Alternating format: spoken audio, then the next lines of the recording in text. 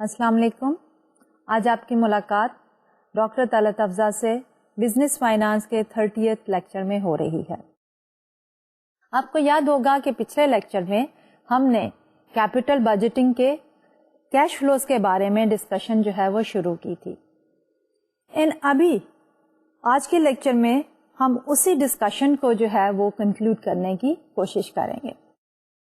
इससे पहले जो लेक्चर था उसमें हम बात कर रहे थे कि जब एक फाइनेंशियल मैनेजर ने important decision of making the long term investments करना होता है तो उसके लिए क्या क्या टेक्निक्स जो हैं वो अवेलेबल है। उस सिलसिले में हमने ये कहा था कि वो जो टेक्निक्स अवेलेबल हैं उनके क्या क्राइटेरिया हैं और किस तरह हम उसको कैलकुलेट करके एक प्रोजेक्ट को एक्सेप्ट या रिजेक्ट करते हैं। और उस सारी कैलकुलेशन में जो भी हम टेक्निक यूज कर रहे थे, बिहाइंड द सीन सबसे ज्यादा इंपॉर्टेंट इंफॉर्मेशन जो थी that was related to the cash flow. इसलिए पिछले लेक्चर में हमने उन कैश फ्लोज के बारे में डिटेल डिस्कशन शुरू की। तो आज का लेक्चर शुरू करने से पहले हमने जो डिस्कशन पिछले लेक्चर में की थी उसको थोड़ा सा रिवाइज करेंगे और उसके बाद आज का टॉपिक जो है वो हम शुरू करेंगे। तो पिछले लेक्चर में हमने ये कहा कि प्रोजेक्ट के जो हैं वो कैश फ्लोज वो कौन से होते हैं जिनको हमने डिस्काउंट करना है in case of net present value calculation या IRR कैलकुलेशन के लिए भी, जिनकी एनपीवी को हमने 0 के बराबर करना है, ये जिनकी बेसिस पे हमने पे बैक पीरियड जो है वो कैलकुलेट करना है। तो वो सारे के सारे कैश फ्लोज जो हैं उनमें चंद इश्यूज जो हैं वो हमें बहुत गौर से देखने पड़ते हैं। सबसे पहला इश्यू या सबसे पहली टॉपिक या कंसिडरेशन जो है वो ये है कि हमारे कैश फ्लोज जो हैं वो रेलेवेंट कैश फ्लोज होने चाहिए। अब रेलेवेंट कैश फ्लोज कौन से हैं? हम नॉर्मली ये कहते हैं कि एक बिजनेस जब एक लॉन्ग टर्म कैपिटल इन्वेस्टमेंट जो है वो अंडरटेक करना चाहती है तो उसको ये देखना चाहिए कि फर्म के cash flows without that particular investment project and firms के cash flow with the investment project, दोनों का डिफरेंस जो है that reflects the relevant cash flows. और इन कैश फ्लोज को हम इंक्रीमेंटल कैश फ्लोज भी कहते हैं। तो जब हम इंक्रीमेंटल कैश फ्लोज की बात करते हैं तो इस सिलसिले में भी हमें चंद एक बातों को बहुत गौर से देखना पड़ता है और वो कंसिडरेशंस या बातें जो है हमारी वो कौन सी हैं। सबसे पहले इश्यू आता है संक कॉस्ट का। तो संक कॉस्ट जो है वो ऐसी कॉस्ट होती हैं जो कि हम एक दफा इनकर करने के बाद दोबारा रिकूप नहीं कर सकते। Whether we accept the project or we reject the project, once we have incurred those costs, उनको हमने दोबारा कहीं से रिकवर नहीं कर सकना। इस वजह से हमारे जो संक कॉस्ट हैं, they should not be considered as part of the relevant cash flows. The second issue relates to the opportunity cost. What basically is the opportunity cost? The opportunity cost is the value of the next best alternative given up in order to undertake this investment project. इसलिए जब हम firm के relevant या incremental cash flows की बात करते हैं, we need to take into consideration the concept of the opportunity cost. उसके बाद हम मजीद जब आगे डिस्कशन को कैरी ऑन करते हैं तो we talk about the side effects. अब अगर एक फर्म जो है ऑलरेडी एग्जिस्टिंग फर्म जो है एक नई प्रोडक्ट लॉन्च करती है तो नई प्रोडक्ट के लॉन्च करने से देयर इज अ पॉसिबिलिटी कि जो एग्जिस्टिंग प्रोडक्ट लाइन है उसकी सेल्स डिक्लाइन कर दें। तो इसकी वजह से this particular project is going to have a bad effect on the existing cash flows of the firm. इसलिए हमें उन बैड इफेक्ट्स को भी कंसीडर करना चाहिए। और अगर किसी नई प्रोजेक्ट की लॉन्च के साथ एग्जिस्टिंग प्रोडक्ट लाइन जो है उनकी सेल्स भी बढ़ जाती है तो दिस पॉजिटिव इफेक्ट जो है it should also be considered while we are discussing the relevant और द इंक्रीमेंटल कैश फ्लोज। फिर उसके बाद हम बात करते हैं फाइनेंसिंग कॉस्ट की। The issue of financing a particular long term investment project, यानी कि कितना डेट होना चाहिए और कितनी इक्विटी होनी चाहिए, that basically is a managerial variable.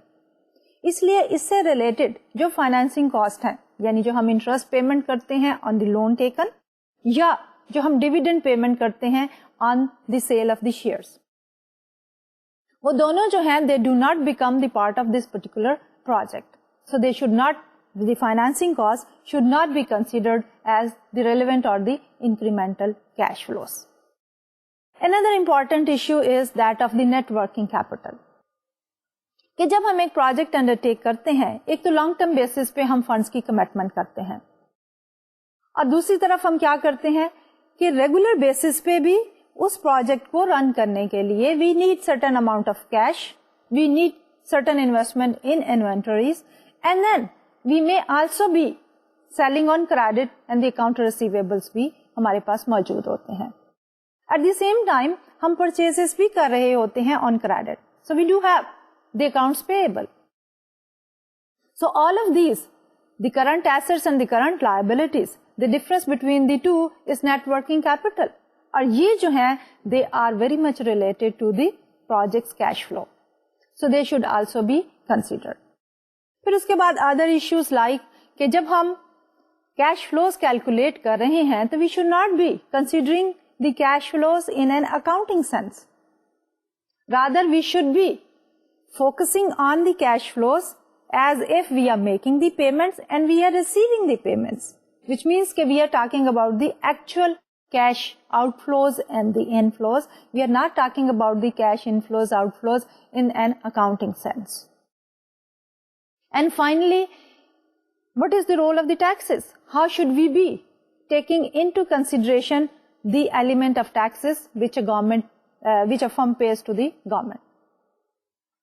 तो जो हमारे कैश फ्लोज हैं एक पर्टिकुलर प्रोजेक्ट से, वो should be net of the taxes paid to the government, यानी कि हमें आफ्टर टैक्स कैश फ्लोज की बात करनी चाहिए. Once we have talked about कि हमारे कैश फ्लोज जो हैं उनमें किन किन इश्यूज को हमें खास तौर पे देखना चाहिए, तो next issue was that of the proforma statements. Proforma statements में हमें जो है ऑपरेटिंग कैश फ्लोज जो है उनके बारे में एक मेन हेल्प मिल जाती है. प्रोफार्मा स्टेटमेंट्स में we talk about the earning before interest and taxes, कि on the basis of the estimated cash inflows and the outflows of the project we prepare the income before interest and taxes figure and then income after interest and taxes. उसके साथ साथ on the basis of the fixed capital expenditure जो हमने एक project को शुरू करने के लिए अंडरटेक करना है, और उसके साथ साथ जो हमारे पास रेगुलर बेसिस पे अगर कोई इन्वेस्टमेंट्स में हमें लॉन्ग टर्म बेसिस पे इन्वेस्ट करना है तो वो will also become a part of it. And secondly, जो हम इन्वेस्टमेंट करते हैं नेट वर्किंग कैपिटल में, that will also become a part of it. By the way, जब हम नेट वर्किंग कैपिटल की बात करते हैं तो नेट वर्किंग कैपिटल जो है that resembles to that of a loan. यानी कि इनिशियली जब हम प्रोजेक्ट को शुरू करते हैं तो we make certain investment in our net working capital, जो भी रिक्वायरमेंट है. लेकिन when we close down that particular project, terminate कर देते हैं जब हम प्रोजेक्ट को, at that time we recover, we recoup the investment in our net working capital. So, जब हम शुरू करते हैं we make an investment in net working capital, it's just like taking a loan. And then दूसरी तरफ जब हमारे net working capital की termination of the project के ऊपर value recoup हम कर लेते हैं, so that is just the payment of the loan. तो इन सारे कुछ को मिला के we prepare the estimated or the projected investments of a particular project. तो इस सिलसिले में हमने पिछले लेक्चर में एक एग्जाम्पल ली थी और हमने कुछ कैलकुलेशंस की थी कि how with the given information we can calculate the relevant cash flows, how can we prepare the प्रो फॉर्मा financial statements and of course the projected capital requirements. और उसकी बेसिस पे हमने ऑपरेटिंग कैश फ्लोज कैलकुलेट किए थे and then the total cash flows of that particular project जो है वो कैलकुलेट किए थे. तो आज हम उसी एग्जाम्पल को आगे लेके चलेंगे और हम उन कैश फ्लोज की बेसिस पे जो हमने टेक्निक्स पिछले लेक्चर्स में कवर की थी, जो थी हमारी net present value, pay back period, internal rate of return, उनको कैलकुलेट करके फाइनली क्लोज डाउन करेंगे अपने इस एग्जाम्पल को बाय सेइंग कि whether we should go ahead to undertake the project or not. तो इस एग्जाम्पल को कंक्लूड करने के बाद हम जो है नेट वर्किंग कैपिटल का जो इश्यू है उसको एक क्लोजर लुक से देखेंगे। We will give a detail insight into the net working capital and the importance of the net working capital whenever we are calculating the relevant cash flows for a particular project. इस सिलसिले में भी हम एक आध example लेके concept को ज्यादा क्लियर करेंगे एंड उसके बाद depreciation which basically is a non-cash item, लेकिन it plays an important role while we are calculating the relevant cash flows for the project. तो हम डेप्रिसिएशन को देखेंगे कि what is the role of the depreciation and then depreciation has another aspect and that aspect is कि it provides us with a tax shield. और वो tax shield जो है उसको हम किस तरह जो है कंसीडर करते हैं while we are calculating the relevant cash flows for a project. तो हम अपना शुरू करते हैं lecture by starting with the proforma statements of the previous lecture, जो कि हमने एक एग्जाम्पल के लिए कैलकुलेट की थी, और उसके बाद हम वही जो हमारे वेरियस मेथड्स हैं कैपिटल बजटिंग टेक्निक्स के, वो इस एग्जाम्पल पे लगाएंगे। अब इस एग्जाम्पल को थोड़ा सा हम रिविजिट कर लें कि suppose we want to prepare a set of proforma financial statements for a project for ND enterprise. In order to do so we must have some background information. In this case we assume that sales of 10,000 units per unit at the rate of $5 per unit. Variable costs are $3 per unit and the fixed costs are $5,000 per year. The project has no salvage value and the project life is 3 years. Furthermore, project cost is $21,000, depreciation is $7,000 per year. Investment in net working capital is $10,000 and the firm's required return is 20%. The tax rate is 34%. अब इस सारी information को लेके we will first of all prepare the pro forma financial statement, capital requirements, and then the cash flows, and finally we will evaluate the project कि whether the firm should go ahead with this project or not. तो proforma statement जो कि हमने पिछले lecture में ही तैयार कर ली थी, उसको हम थोड़ा सा क्विकली गो थ्रू करेंगे। So we have sales 10,000 per unit per year at a rate of $5 per unit. So total are 50,000. Variable cost $3 per unit, 30,000. Gross profit is 20,000. Fixed cost per year 5,000. Depreciation is 7,000. Earning before interest and taxes is 8,000. And taxes at the rate of 34% is 2,720, and the net income calculated is 5,280. Projected balance sheet में और the capital requirements में हमारे पास net working capital जो है that is 10,000 per year, and then the net fixed assets 21,000 right now, then 14,000, and then finally 7,000, and the total we have 31,000, 24,000, 17,000 and 10,000. And then we go for the project's cash flow.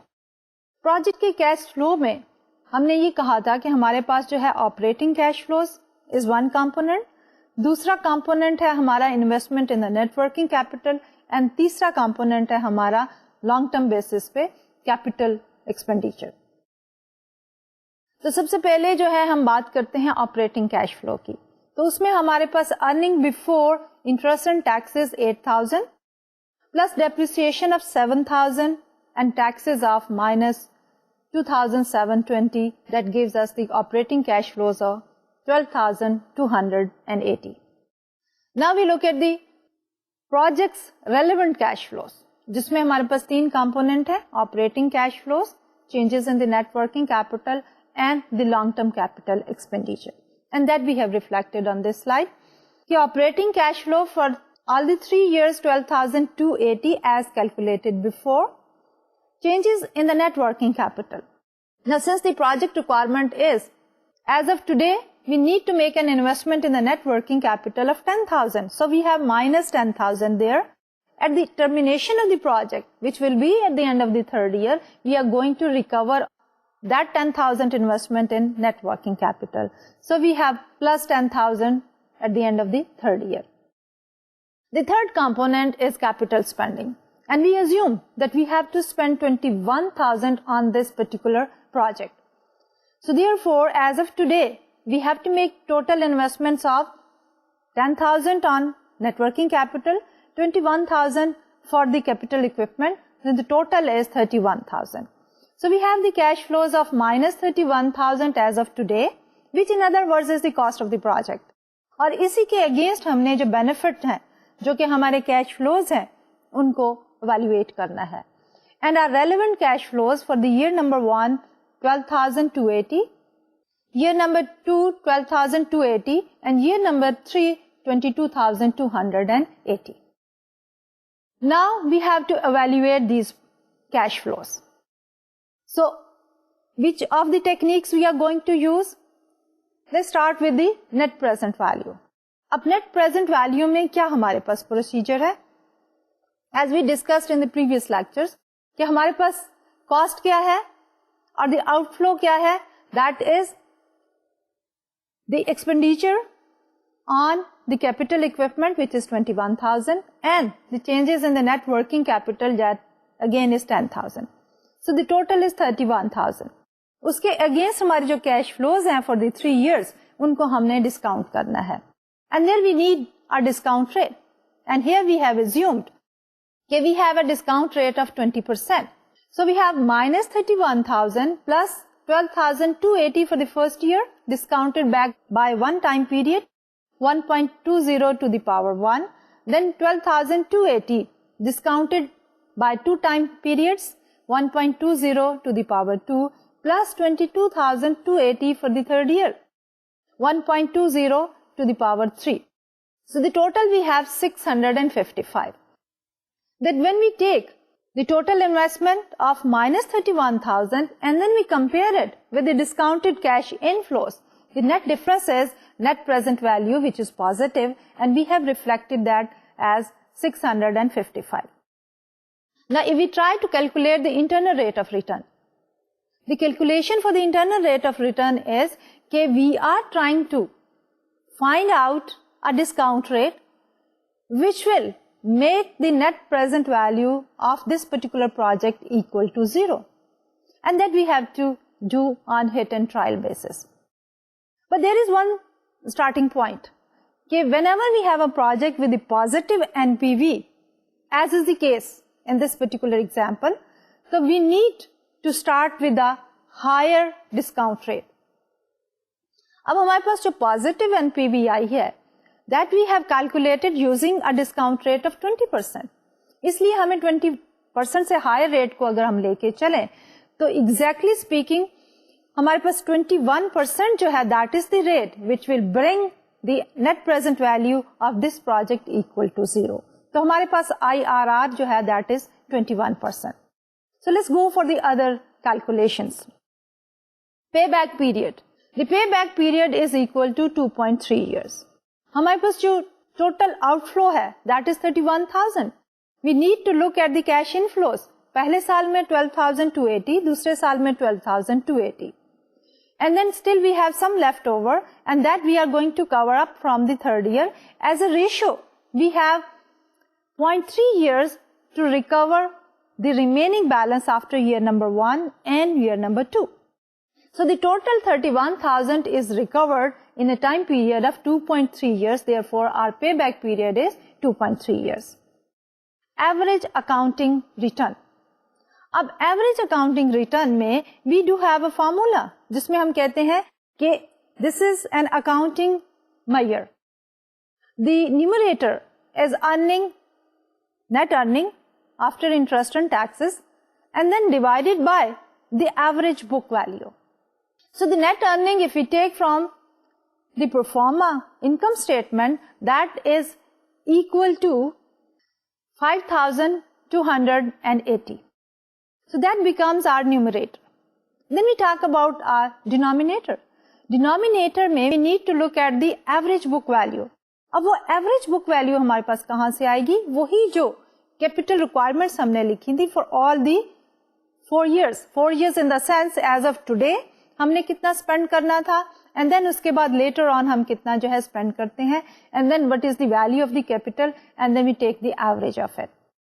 So here we have 10,000 net working capital and 21,000 for time period 0, which is 31,000. Year number 2 में हमारे पास 10,000 net working capital and 14,000 for net fixed asset. 24,000 for this first year. Then 17,000 at the end of second year and 10,000 at the end of third year.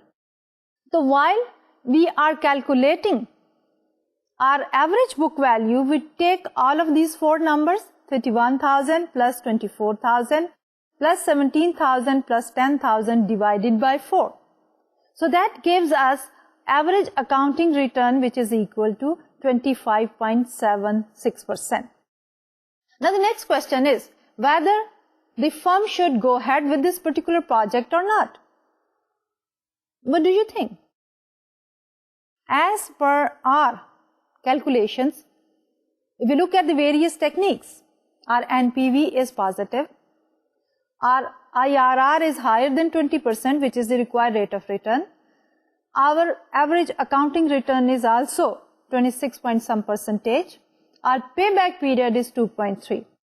So as per these calculations, the firm should go ahead and undertake this particular project. Then we talk about another approach. And that approach basically is the tax shield approach. ये approach भी हम use कर रहे हैं किस लिए? कि project के relevant cash flows को calculate करने के लिए. Now this approach is very simple and straightforward. इसको हम ये भी कह सकते हैं कि this is a shortcut to the preparation of all of those information performance statement, and then later on the capital requirement, and finally talking about the operating cash flows, changes in the net working capital and the fixed investments. So इस सिलसिले में हमारे पास क्या formula है? Simple straightforward formula है. Operating cash flows are equal to sales minus cost multiplied by 1 minus T. Now the T here is the tax rate plus depreciation into the T, which is the tax rate. अब हम ये देखते हैं कि हमारी example में कौन कौन सी इंफॉर्मेशन जो है हम इस फार्मूले में डालेंगे. तो the first information we need is the sales. तो सेल्स जो है वो हम लेंगे अपनी प्रोफार्मा इनकम स्टेटमेंट में. तो प्रोफार्मा इनकम स्टेटमेंट की जो पहली एंट्री है that is giving us sales of 50,000 and then sales minus we have the cost. तो जब हम कॉस्ट की बात करते हैं इट हैज टू कंपोनेंट. एक कंपोनेंट है हमारा फिक्स कॉस्ट का और दूसरा कंपोनेंट है हमारा वेरिएबल कॉस्ट का. तो दोनों को जब हम ऐड अप करते हैं हमारी वेरिएबल कॉस्ट जो है दे आर इक्वल टू 30,000 और हमारी फिक्स कॉस्ट जो है दे आर इक्वल टू 5,000. ये सारी information we are taking from our proforma income statement as per the provided detail per unit variable cost क्या है और फिक्स कॉस्ट क्या है. तो net what we have here is के 50,000 minus 35,000 multiplied by 1 minus the tax rate, which is 1 minus 0.34 is equal to 0.66. Plus we have the depreciation, and the depreciation was given as 7,000. So depreciation multiplied by the tax rate, which is 34% or 0.34. So in total what we have here is 9,900 plus 2,380, which is equal to 12,280. अब ये हमारा 12,280 जो है exactly बराबर है हमारी उस calculation की जो हमने operating cash flows, changes in the net working capital and then investment in the fix capital जो है उसके थ्रू कैलकुलेट की थी. तो this basically is an alternative calculation for the operating cash flow of a particular project. अब इस calculation के basically we have two component. एक कंपोनेंट जो है that is sales minus cost into 1 minus the tax rate. और दूसरा component है depreciation into the tax rate. इन दोनों कंपोनेंट को हम ये कह सकते हैं कि first component is projects would be cash flows had there been no depreciation expense, which is 9,900. And the second portion is the depreciation tax shield, which is 2,380. अब ये तो थी हमारी alternative approach. Alternative approach for the calculation of the operating cash flow from a particular project. यानी हमारे पास दो streams हैं, या दो choices हैं, या दो alternative हैं for the calculation of the operating cash flow of a particular project. Commonly used one जो है, that is that we prepare the pro forma income statement, we look at the capital projections, fixed and the long term, and then finally the relevant cash flows will have three components: the operating cash flows, investment in the net working capital, and then finally the investment in the fixed capital. उन सबको add up कर लें तो we will have the operating cash flow.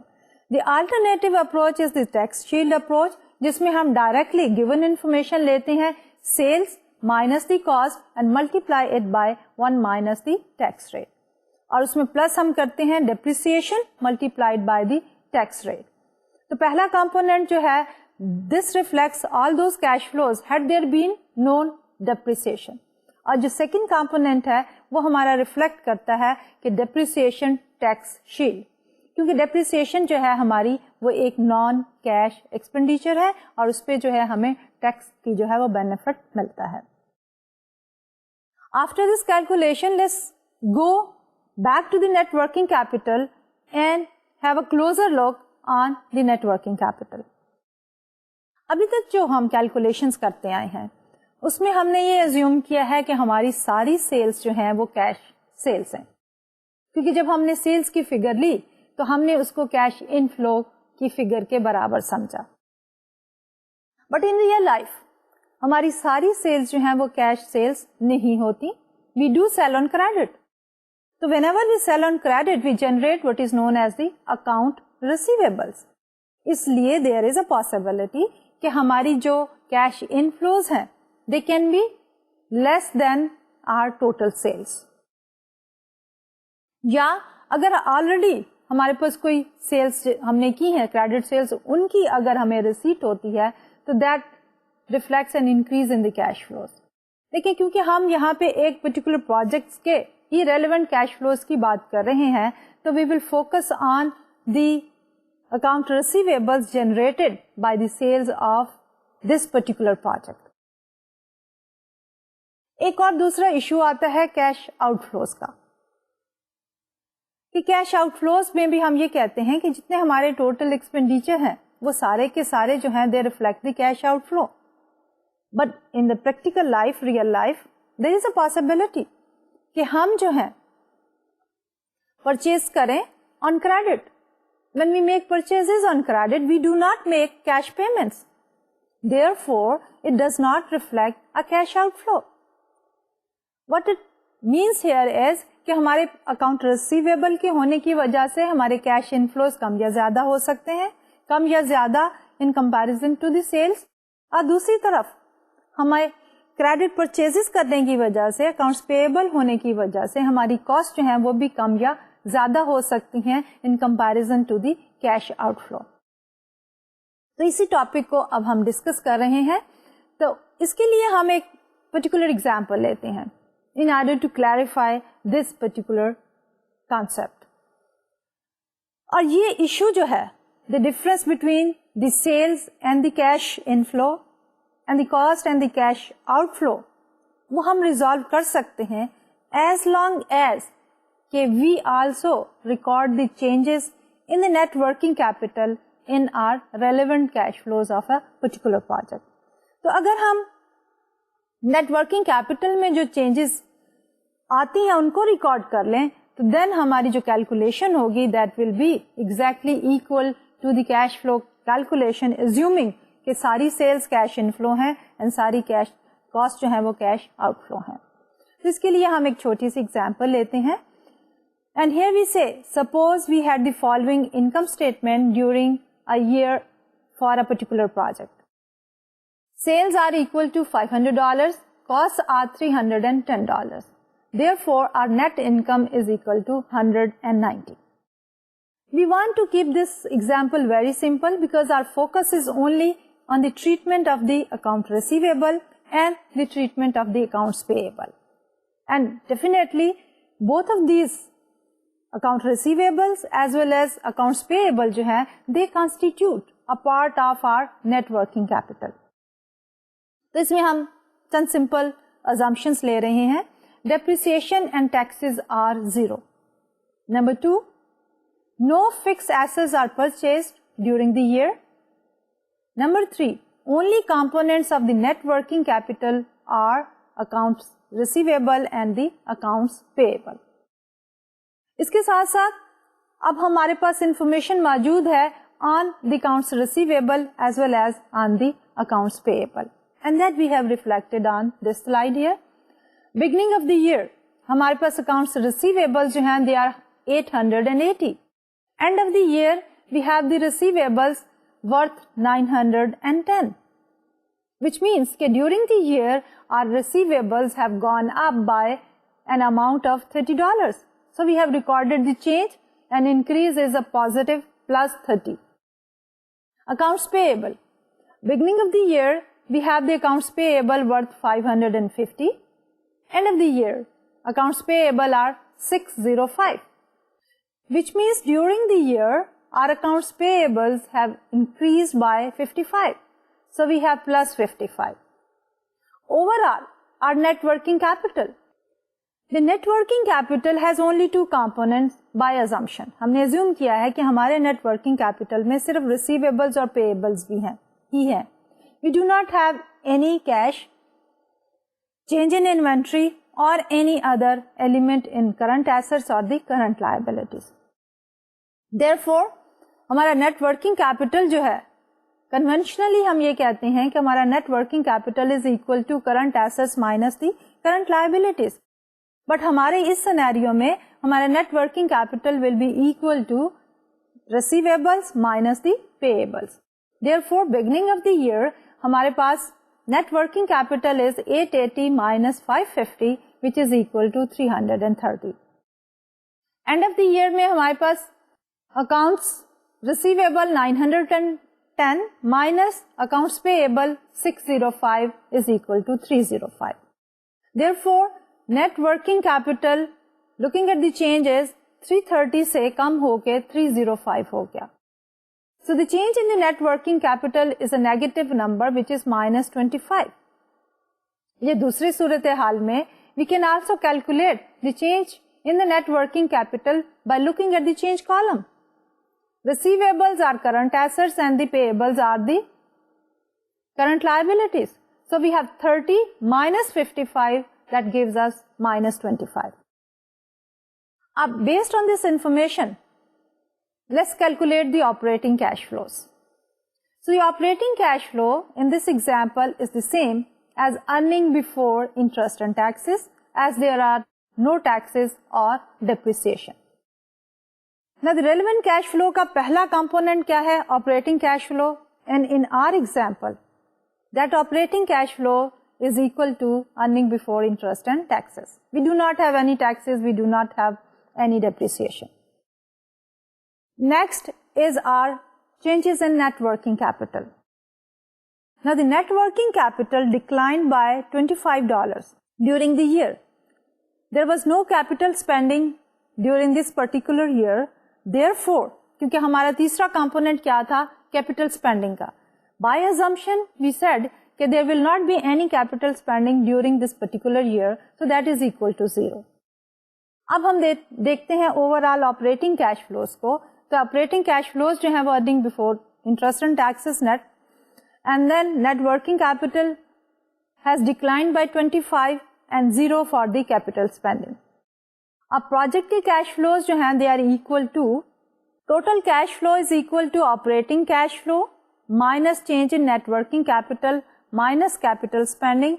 So we have 190 minus 25 and minus 0, and that is equal to 215. Now we need to know what were cash revenues for the year and what were the cash costs. अब जब हम देख रहे हैं overall revenues and the cost, उनको हम relate करना चाह रहे हैं with the cash flows. Cash flows अभी हमने अपने कन्वेंशनल तरीके से कैलकुलेट किए और उसमें हमने नेट वर्किंग कैपिटल की चेंज को इनकॉर्पोरेट किया।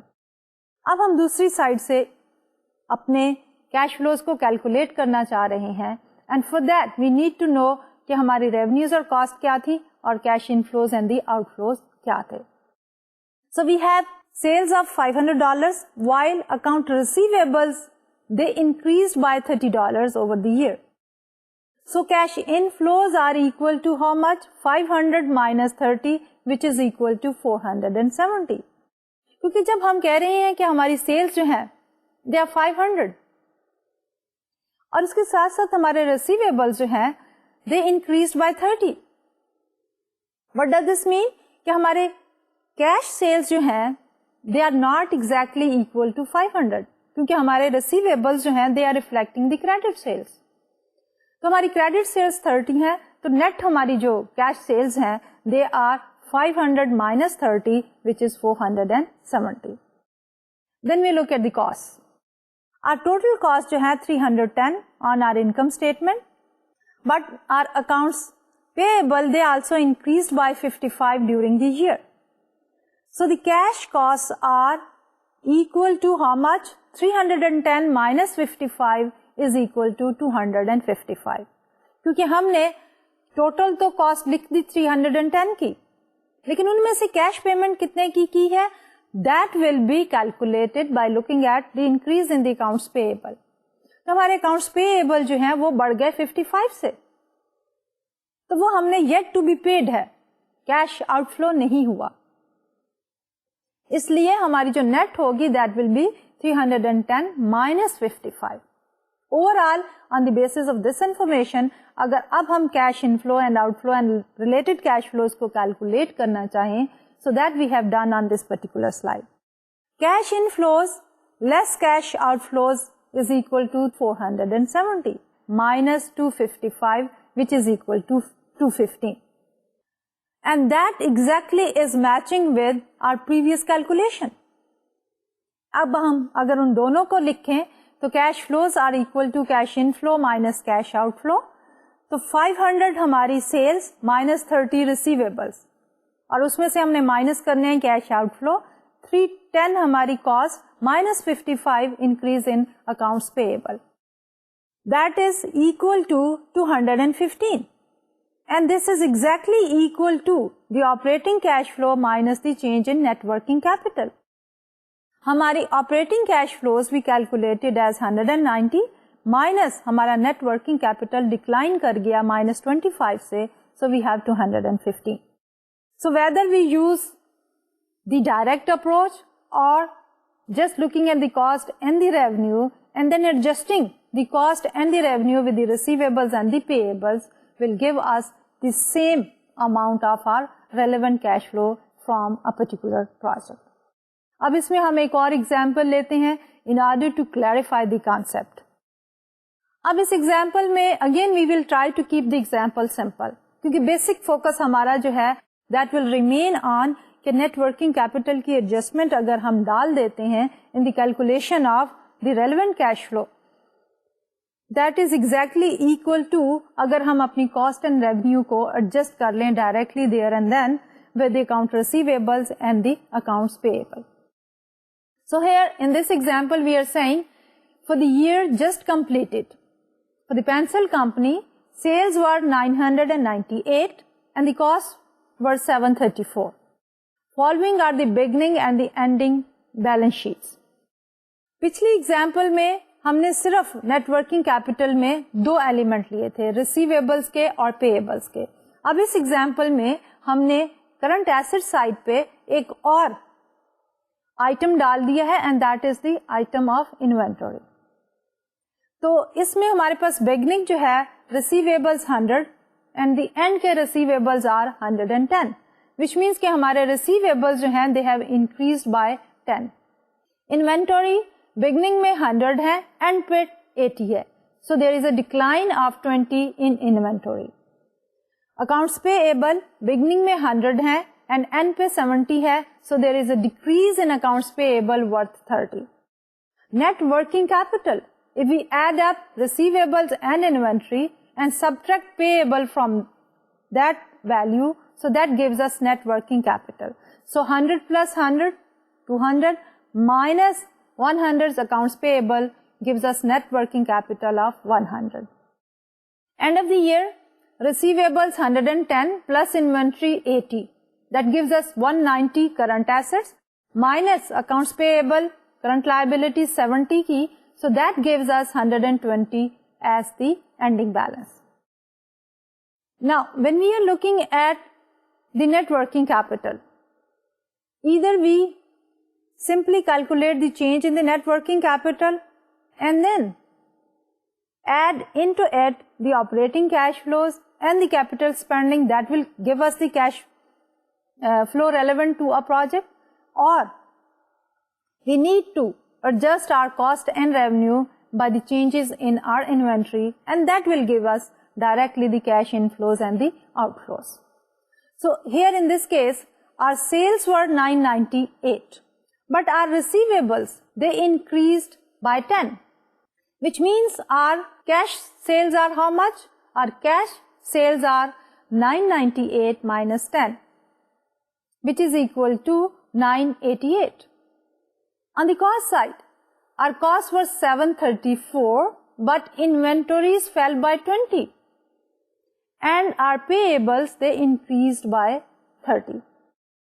Therefore, we need to make adjustments in our costs. कि हमारी जो ये 734 की कॉस्ट है, उसमें हमारी जो इन्वेंट्री कम हुई है, हमने उसको अकाउंट फॉर नहीं किया. और इसी तरह जो हमारे पेएबल्स जो हैं वो इंक्रीज हुए हैं, उनको भी हमने अकाउंट फॉर नहीं किया. Therefore, our adjustment will be कि 734 cost minus decrease in inventory is 20 plus increase in payable 30. So the net is 744. So our total cash outflow is 744.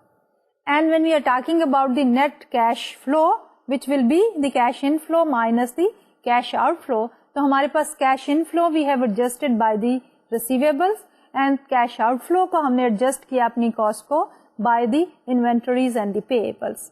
So what we have here is 988 minus 744 is equal to 244. अब ये तो था the detailed analysis of the net working capital, जिसमें हम ये कह रहे थे कि net working capital का रोल जो है in the calculation of the relevant cash flow of the project is very important. अब हम बात करते हैं एक और इशू की, and that issue is depreciation. Depreciation को हम हमेशा ये कहते हैं कि it's a non-cash expense, that we do not pay any cash for the depreciation expense. Rather, we charge a portion of the fixed asset in the form of the depreciation to the cost. And the depreciation जो है that is always shown on the balance sheet as an expense. लेकिन उसके लिए हम अपनी pocket से कोई cash जो है वो पेमेंट नहीं करते. The calculation of the depreciation जो है उसके various methods हैं.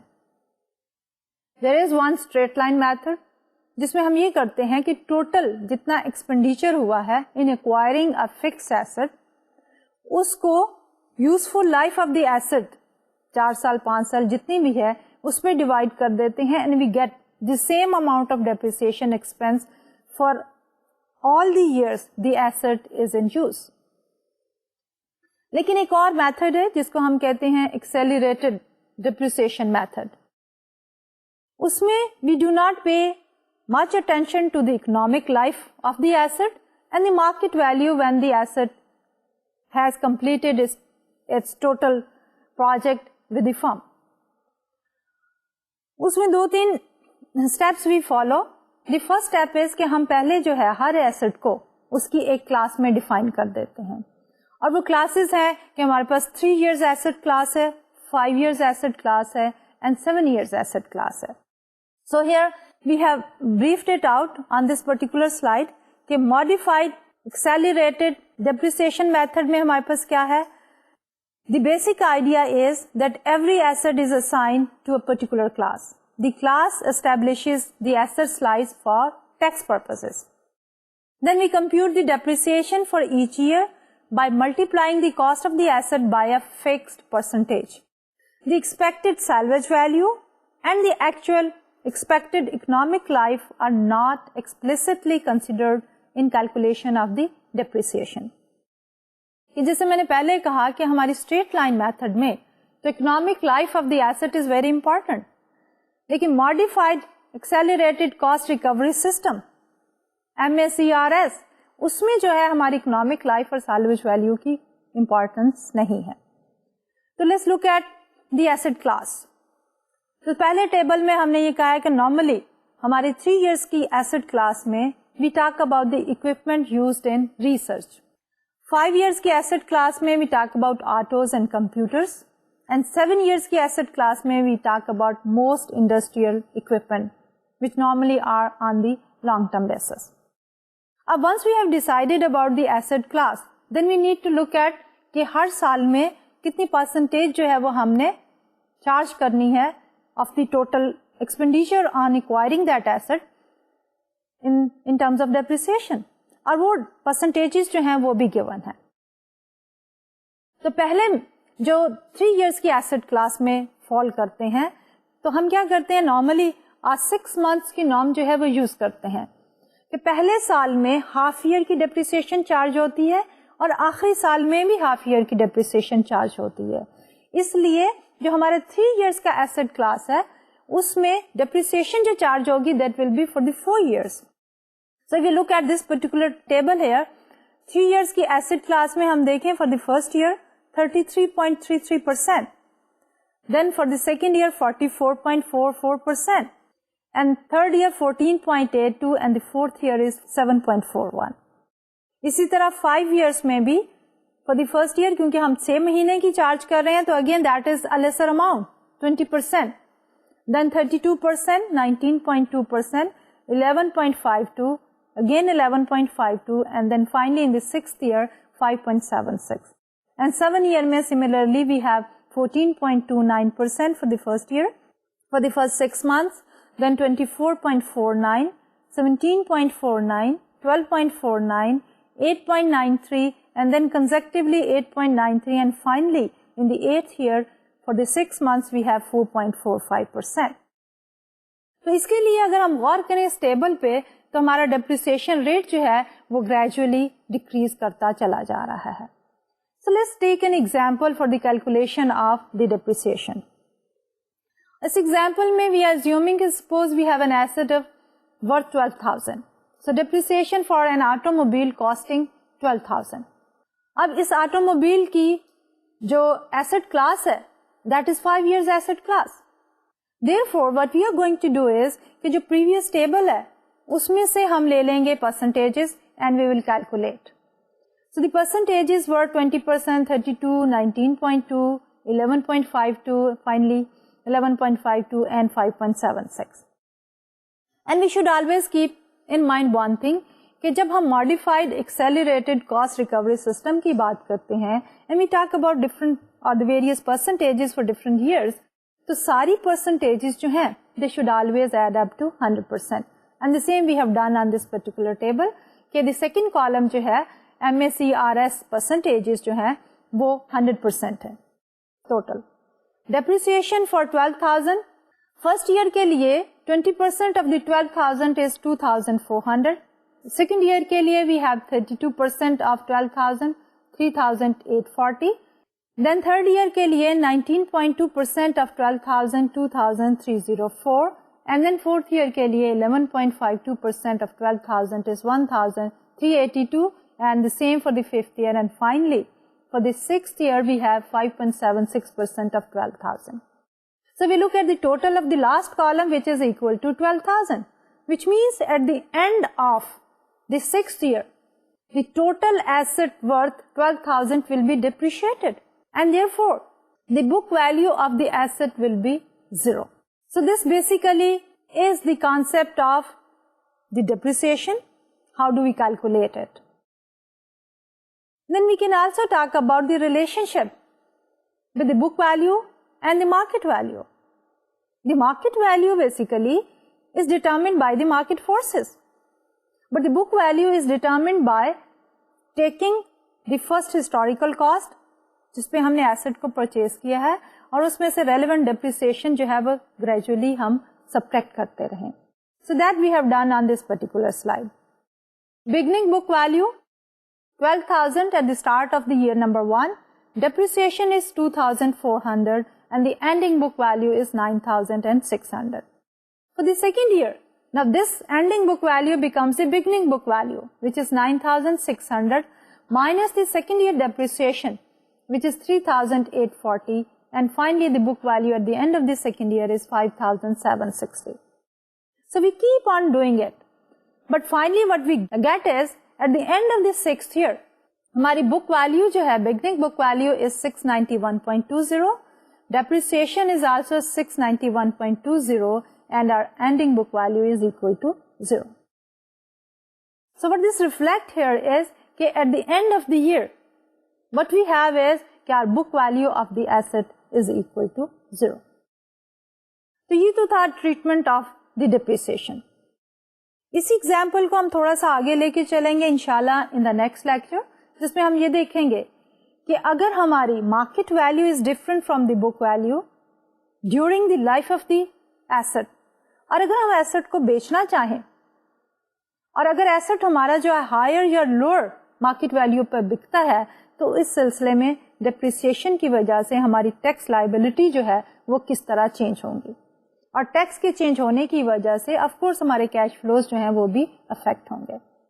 लेकिन इससे पहले कि हम आज का लेक्चर जो है वो कंक्लूड करें, I would like to go back to revise कि हमने आज के लेक्चर में कौन कौन से टॉपिक्स जो हैं वो कवर किए हैं. तो आज के लेक्चर में we started talking about the relevant cash flows for the capital budgets. उसमें हमने बात की प्रोफार्मा इनकम स्टेटमेंट की, कैपिटल प्रोजेक्शंस की and the relevant cash flows calculations की. और once we have calculated that, फिर हमने एक एग्जाम्पल पे मुख्तलिफ क्राइटेरियन लगा के pay back period, IRR, NPV सारे, and then we talked about the decision making. फिर हमने ये कहा कि हमारे जो ऑपरेटिंग कैश फ्लोज हैं हम उनको किसी और तरीके से भी कैलकुलेट कर सकते हैं, और one method was our tax shield method. Tax shield method is an alternative to the traditional method of operating cash flows calculation plus आपका capital spending and plus change in the net working capital.